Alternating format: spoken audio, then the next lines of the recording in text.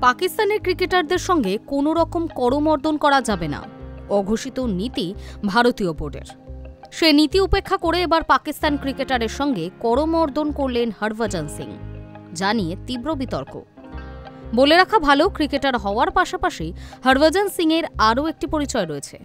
তিনি আম আদমি পার্টির সাংসদ এবং কেন্দ্রের নরেন্দ্র মোদী সরকারের সমালোচক।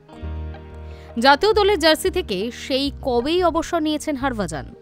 আইপিএলেও খেলেন না তিনি, তবে অবসরপ্রাপ্তদের লিগে খেলতে দেখা যায় তারকা স্পিনারকে। এখন অবশ্য তিনি আবুধাবি টি10 লিগের মতো পেশাদার লিগে খেলছেন। সেখানে আসপিন স্ট্যালিয়ন্সের অধিনায়ক ভাজ্জি।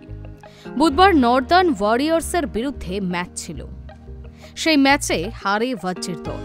হারের পরই পাকিস্তানের বোলার শাহনওয়াজ দাহানির সঙ্গে করমর্দন করেন হরভজন। সেই মুহূর্তের ছবি এখন সোশ্যাল মিডিয়ায় ভাইরাল, যা নিয়ে জোর বিতর্ক। হ্যান্ডশেক বিতর্কে বিদ্ধ ছিল বড়দের এশিয়া কাপ। পাকিস্তানের বিরুদ্ধে 3 ম্যাচের একটিতেও করমর্দন করেনি ভারতীয় দল। এরপর মহিলাদের বিশ্বকাপেও একই রাস্তায় হেঁটেছিল ভারতীয় মহিলা দল। যুব এশিয়া কাপেও একই ছবি দেখা যায়। সেখানেও পাক প্রতিপক্ষের সঙ্গে করমর্দন করেনি টিম ইন্ডিয়া।